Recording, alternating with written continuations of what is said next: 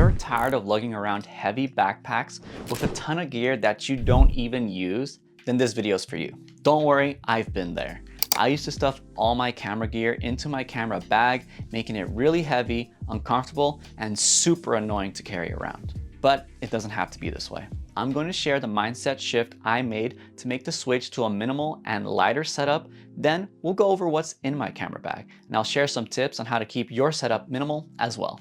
So let's get started. So the biggest mindset shift I had to get over was the fear of not having everything I needed on the shoot. That fear led me to pretty much pack every piece of equipment I had and bring it to every single shoot just in case.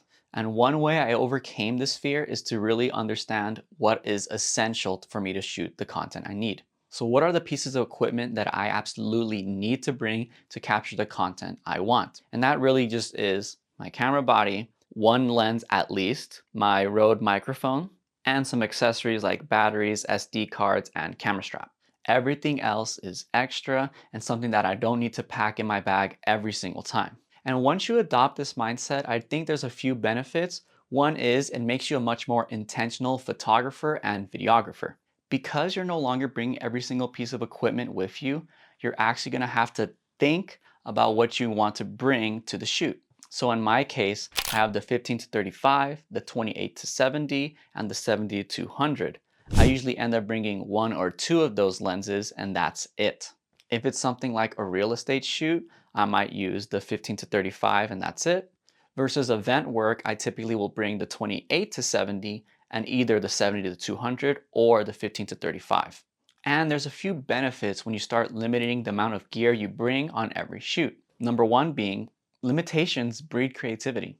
In fact, when Mateo and I started our business, we pretty much used the 50mm in every single shoot. Because we only had one focal length, it forced us to really focus on composition. So we really got to develop that skill because of the limitation of one lens. And of course, the main benefit of packing less is the backpack becomes more comfortable. Carrying 20 to even 30 pounds of equipment on your back all day can really be tiring and honestly very uncomfortable. The fact now that my backpack is literally no more than 10 pounds at any given setup makes it super easy for me to just travel with it and super fun even to just travel around comfortably. And I think that's something that's worth a lot. All right, so let me show you how I have my camera bag set up, and I'll share my reasoning behind it so you can see how you can set it up for yourself. All right, so here is my camera bag. More on that brand later. But as you can see, when we open up the main compartment here, you'll notice that I only have, like I said, the camera body. This is the Canon R6 Mark II with the 28-70 f2. I usually have my camera body with one lens in this main compartment. And then off to each side, we have the Rode Wireless Pros.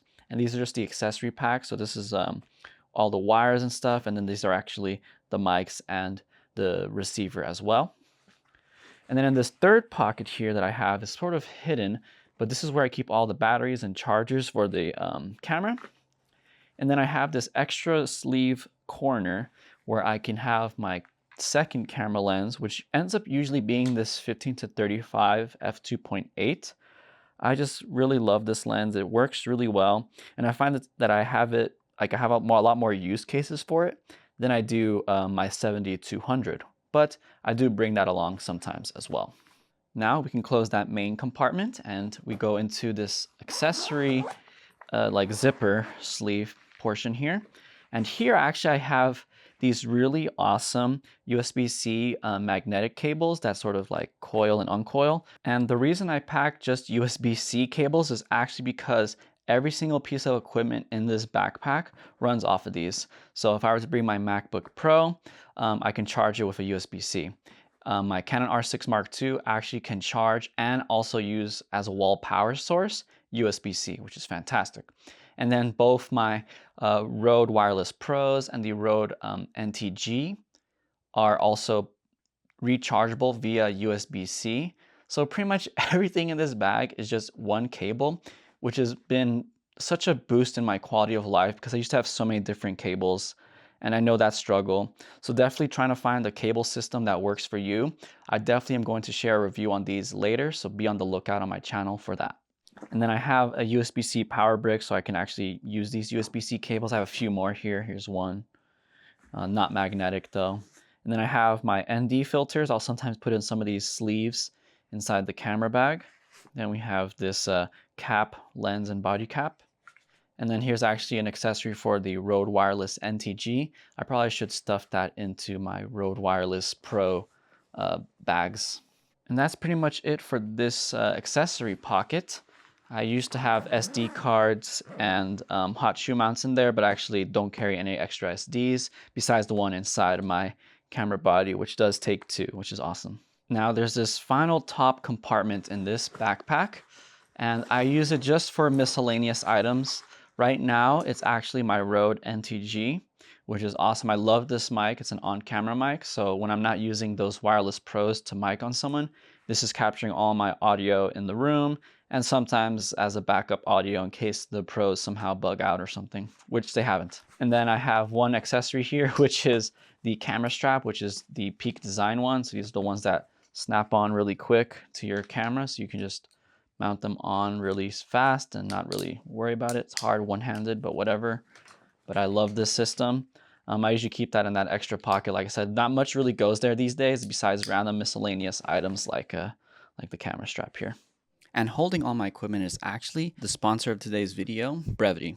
And this one is specifically the Pine Green Jumper in large. This backpack is super pretty and I think is really comfortable to wear, and actually has a ton of features that I didn't have in my previous backpack. One of those being these sort of anti-theft zippers that you can sort of loop through and actually prevent people from stealing through your bag. I also really love that it has these secret pockets. One of them actually is being touted as a passport holder, which is really neat and I really like for easy access as well. And the laptop sleeve actually fits a 16-inch laptop, although mine is only the 14-inch. I love that I could possibly upgrade to the Pro and still use this camera bag in the future. And it has these straps on the bottom for your tripod, so you actually have a way to travel with it without it having to just be on the side where your water bottle holder usually is. So thank you so much, Brevite, for this backpack. I've been really loving it. And now back to the video. And there you have it. That's my minimal camera bag setup in 2024.